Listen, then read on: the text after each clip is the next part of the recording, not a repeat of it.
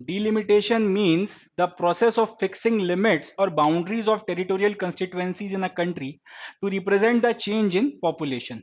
तो डिलिमिटेशन का मतलब क्या है? डिलिमिटेशन एक ऐसी प्रोसेस है या फिर एक ऐसी प्रक्रिया है जिसके चलते हम लोग अपनी जो टेरिटोरियल कंस्टिट्यूएंसीज हैं उनकी बाउंड्रीज को बदलते रहते हैं, जो भी वहां पे पॉपुलेशन में चेंजेस हुए हैं उसको इंडिकेट करने के लिए। थोड़ा सा समझिएगा इस बात को। हमारा जैसे मैं इसको फोटोग्राफ की मदद से बताता हूं।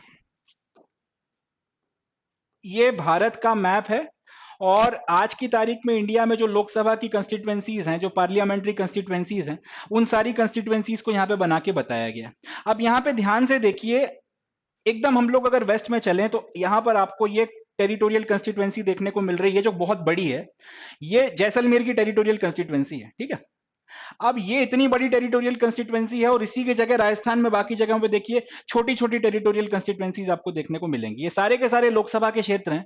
यहां से भी एक आदमी अगर जीत कर जाएगा तो वो भी लोकसभा में सांसद बनेगा, और यहां पर ये जो छोटे छोटे आपके जो ये क्षेत्र हैं, यहां से भी जो व्यक्ति जीत कर जाएगा वो लोकसभा में सांसद बनेगा। अब सवाल ये उठता है कि ये टेरिटोरियल कंस्टिट्यूएंसीज एक जैसी क्यों नहीं है? इनके शेप या इनके साइज में इतना डिफरेंस क्यों देखने को मिल रहा है? ये आपका जो जैसलमेर की टेरिटोरियल कंस्टिट्यूएंसी है ये इतनी बड़ी है। इसी तरीके से अगर हम लोग ऊपर की तरफ नॉर्थ में देखें तो लद्दाख की जो टेरिटोरियल कंस्टिट्यूएंसी है ये अच्छी खासी बहुत बड़ी, ये बहुत बड़ी टेरिटोरियल कंस्टिट्यूएंसी है। थोड़ा सा इसका हिस्सा ऑक्यूपाइड कश्मीर का जो पाकिस्तान के पास में है, जो हाल फिलहाल कुछ वक्त तक के लिए उनके पास में है, वो भी इसमें इंक्लूड करके अगर हम देखें तो ये इतनी बड़ी टेरिटोरियल कंस्टिट्यूएंसी बन रही है। इसी तरीके से यहां पर अगर आप देखेंगे तो एक बहुत बड़ी टेरिटोरियल कंस्टिट्यूएंसी बन रही है, ठीक है। यहां पर देखेंगे अगर यहां पे अगर देखेंगे हम अरुणाचल में, तो ये बहुत बड़ी अपने आप में एक टेरिटोरियल कंस्टिट्यूएंसी है, ये बहुत बड़ी टेरिटोरियल कंस्टिट्यूएंसी है। अब इसी को कंपेयर कर लीजिए उत्तर प्रदेश के साथ में।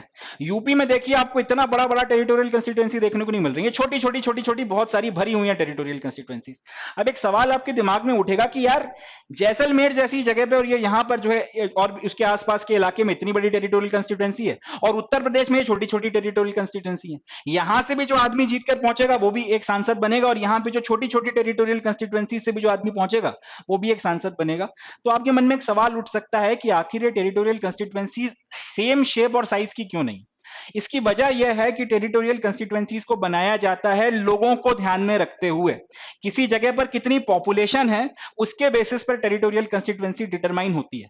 अब जैसलमेर का ये जो पूरा इलाका है, यहाँ पे प्रोमिनेंटली आपको ये रेगिस्तान या डेजर्ट देखने को मिलता है, लोगों की आबादी कंपैरेटिवली कम है, तो बहुत बड़ा इलाका जो है आपको कवर करना पड़ेगा एक टेरिटोरियल कंस्टिट्यूएंसी बनाने के लिए, जिसमें हम लोग लोगों को वाजिब रिप्रेजेंटेशन दे सकें। इसी की जगह उत्तर प्रदेश की बात कर ली जाए तो पॉपुलेशन डेंसिटी बहुत ज्यादा है, वहां पर जितनी पॉपुलेशन में आपको जैसलमेर में यहां पर एक टेरिटोरियल कंस्टिट्यूएंसी आपने बनाई है, पता चला उत्तर प्रदेश में नोएडा के आसपास यहां पे इतनी छोटी सी जगह में उतने लोग देखने के लिए मिल गए, तो उतने लोग यहां पे मिल गए उतनी सी जगह में, तो उसकी एक टेरिटोरियल कंस्टिट्यूएंसी बना दी। कहने का लॉजिक यह है, कहने का मतलब यह है, टेरिटोरियल कंस्टिट्यूएंसीज बनाई जाती हैं किसी क्षेत्र में रहने वाले लोगों के बेसिस पे, वहां पे कितनी पॉपुलेशन है उसके बेसिस पे टेरिटोरियल कंस्टिट्यूएंसीज बनाई जाती हैं। अब पॉपुलेशन एक ऐसी चीज है जो हर सेकंड बढ़ रही है, हर दिन नए बच्चे पैदा हो रहे हैं, हर दिन कुछ लोगों की डेथ हो रही है। अकॉर्डिंगली आपका नेट कितनी बर्थ हुए हैं और नेट कितनी डेथ हुई है, इसको आप डिफरेंस निकाल के देख लीजिए। अगर पॉजिटिव आ रहा है मतलब पॉपुलेशन बढ़ रही है, और अगर नेगेटिव आ रहा है मतलब पॉपुलेशन कम हो रही है। हिंदुस्तान में तो आज की तारीख में हम लोग इस बात को लेके बहुत क्लियर है कि भैया हमारी पॉपुलेशन गजब की रेट पे बढ़ रही है, कम तो कहीं से नहीं हो रही। तो पॉपुलेशन तो लगातार बढ़ रही है, इसमें कमी तो आ नहीं रही है। तो डे टू डे बेसिस पे पॉपुलेशन जो है बढ़ रही है, बढ़ रही है, या उसमें चेंजेस आ रहे हैं। तो फिर आपने कैसे डिटरमाइन कर दिया कि यहां पर ये जो टेरिटोरियल कंस्टिट्यूएंसी है इतनी बड़ी रहेगी और इसमें लोग अभी एक हफ्ते बाद बढ़ नहीं जाएंगे या 2 हफ्ते बाद कम नहीं हो जाएंगे? आपने कैसे डिटरमाइन कर दिया?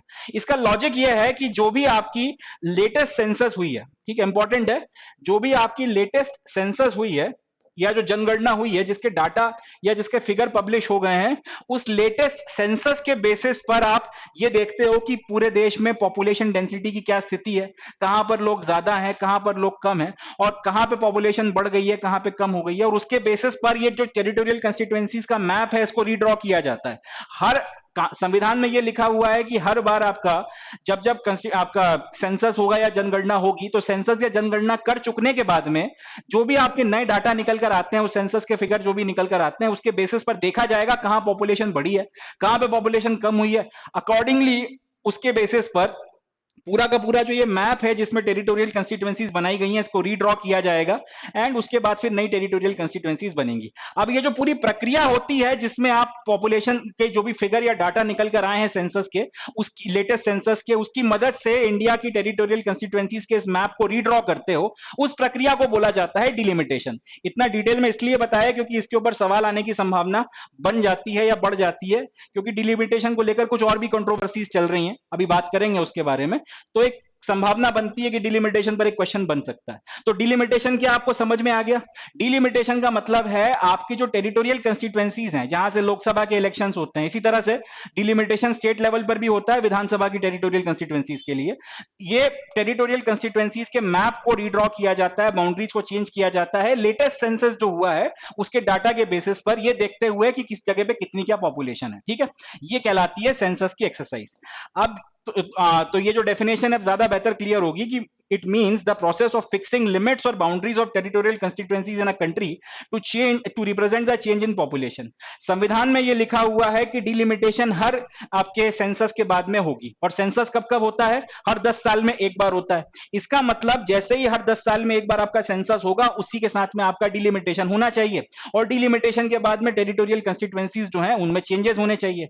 इसके बेसिस पर या तो टेरिटोरियल कंस्टिट्यूएंसीज बढ़ेंगी या फिर टेरिटोरियल कंस्टिट्यूएंसीज कम होंगी, या फिर टेरिटोरियल कंस्टिट्यूएंसीज की जो बाउंड्रीज हैं उनमें कुछ चेंजेस वगैरह आएंगे, कुछ ना कुछ होगा। हर 10 साल में ये चीज होना जरूरी है।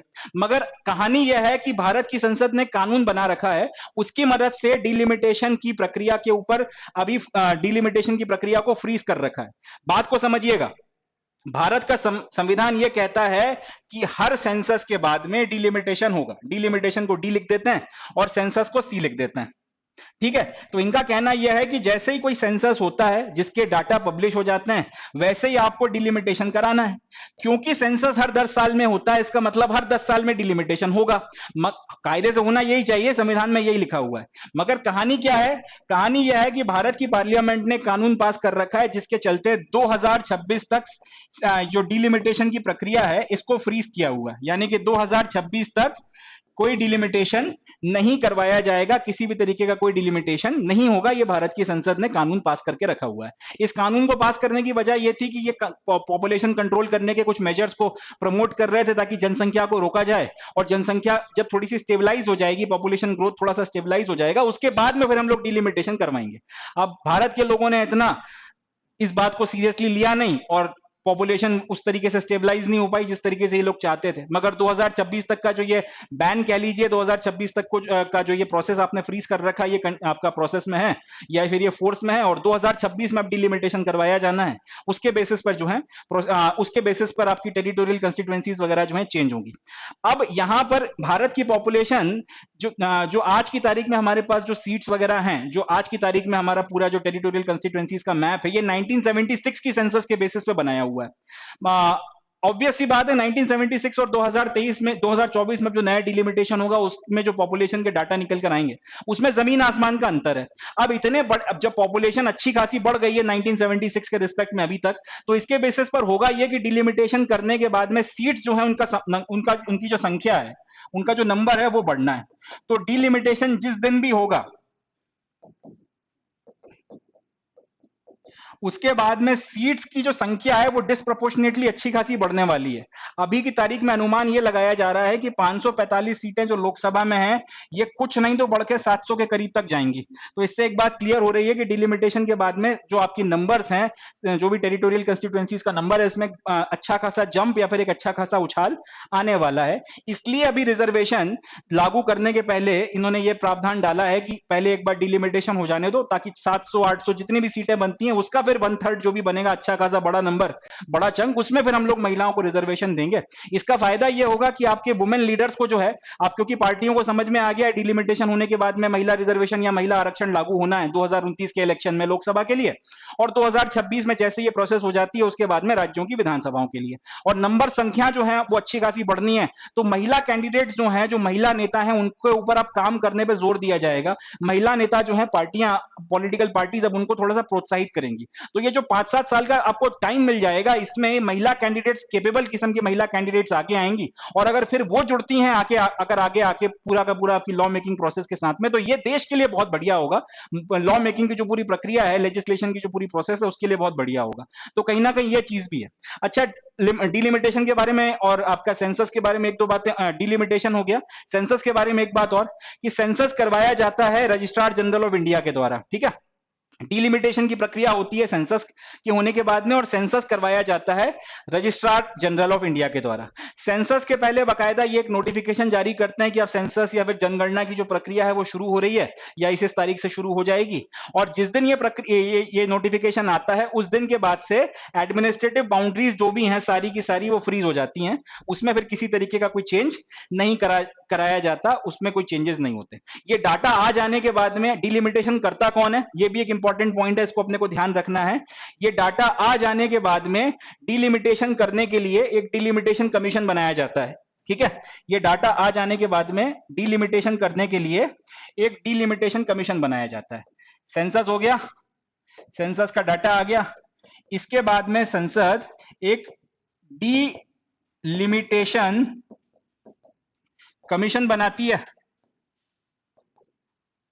और ये डिलिमिटेशन कमीशन फिर इस डाटा की मदद से स्टडी कर कर फिर आपका जो है नंबर ऑफ सीट्स वगैरह डिटरमाइन करती है। सीट्स बढ़ानी है, घटानी है, एज इट इज उनको उसी नंबर पे रखना है, ये सारी चीजें डिटरमाइन करती हैं। दूसरा ये कि आपकी जो बाउंड्रीज होने वाली हैं, जैसे भी अपन ने मैप में देखा था कि भाई जैसलमेर की जो विधानसभा या जो जैसलमेर की कंस्टिट्यूएंसी है, जैसलमेर के आसपास के इलाके की कंस्टिट्यूएंसी, उसकी बाउंड्री इतनी बड़ी है। लेह लद्दाख की जो ये कंस्टिट्यूएंसी है इतनी बड़ी है। यूपी में छोटी छोटी छोटी छोटी आपको देखने को मिल रही है। किसी ने तो डिसाइड किया होगा ना कि इसकी बाउंड्री इतनी रखनी है, इसकी इतनी रखनी है, इसकी रखनी है। तो ये जो सारा का सारा फैसला है, ये डिलिमिटेशन कमीशन लेती है कि बाउंड्री किसकी कहां तक रखनी है वगैरह वगैरह। एक बार जब ये अपना रिपोर्ट बनाकर संसद में पेश कर देती है, अकॉर्डिंगली इसके अनुसार जो है ये लागू करवाया जाता है। डिलिमिटेशन कमीशन का जो भी आपका रिकमेंडेशन है या जो भी इनका फैसला है, इसको किसी कोर्ट में चैलेंज नहीं किया जा सकता। इंपॉर्टेंट है, याद रखिएगा। आपने मतलब लेट से इन्होंने एक आपका डिलिमिटेशन कमीशन ने रिकमेंडेशन कर दिया कि भाई 700 सीटें करो बढ़ा के, कोई पता चला कि कोर्ट पहुंच गया, उन्होंने बोला नहीं 700 क्यों करवाना है, ऐसे थोड़ी ना होता है ये और वो, तो ये नहीं हो सकता। डिलिमिटेशन कमीशन की जो रिपोर्ट या रिकमेंडेशन है उसको कोर्ट में ले जाकर चैलेंज नहीं किया जा सकता, उसे एज इट इज लागू करवाना पड़ता है। ये अपने को ध्यान रखना है, एक इंपॉर्टेंट पॉइंट है। तो ये हो गई डिलिमिटेशन की पूरी प्रक्रिया। अब इसमें से जो क्वेश्चंस बनेंगे वो अपने को ध्यान रखना है कि डिलिमिटेशन क्या होता है, डिलिमिटेशन कौन करवाता है, डिलिमिटेशन कमीशन की रिकमेंडेशंस को चैलेंज किया जा सकता है या नहीं किया जा सकता, क्या ये आपका जो संसद है ये डिलिमिटेशन कमीशन की रिकमेंडेशंस को मानने से मना कर सकती है या नहीं कर सकती, तो याद रखिएगा नहीं कर सकती है। इसके अलावा ये कि सेंसस कौन करवाता है, सेंसस कितने साल में होती है, और कायदे से भी डिलिमिटेशन संविधान के अनुसार कितने साल में होना चाहिए। लास्ट क्वेश्चन ये भी आ सकता है कि डिलिमिटेशन को 2026 तक फ्रीज करके क्यों रखा गया था, ये भी आपको एक्सप्लेन करने के लिए पूछा जा सकता है। इतने कुछ क्वेश्चंस हैं जो डिलिमिटेशन के ऊपर बनते हैं, जिनके बारे में अपने को नॉलेज होना चाहिए, जिनके बारे में अपने को ध्यान रखना चाहिए। अभी का ये भारत का मैप है टेरिटोरियल कंस्टिट्यूएंसीज के बेसिस पे। जनरल की सीटें 423 हैं, इसमें एससी की सीटें 79 और एसटी की सीटें 41 है। ऑब्वियस सी बात है, जब भी नया डिलिमिटेशन होगा 2026 में, ये नंबर बहुत बढ़ना है और उसमें बहुत चेंजेस हमें अभी आगे आने वाले वक्त में देखने के लिए मिलेंगे। तो इतनी जो कुछ बातें हैं महिला आरक्षण से रिलेटेड और ये डिलिमिटेशन से रिलेटेड वो हमने डिस्कस कर ली हैं। बहुत इंपॉर्टेंट है, यहां से कुछ ना कुछ जरूर आएगा, तो इसको अपने को अच्छे से प्रिपेयर करना है। चलें, ये टॉपिक खत्म होता है, बढ़ते हैं नेक्स्ट टॉपिक की तरफ, नेक्स्ट न्यूज की तरफ। देखते हैं इसे।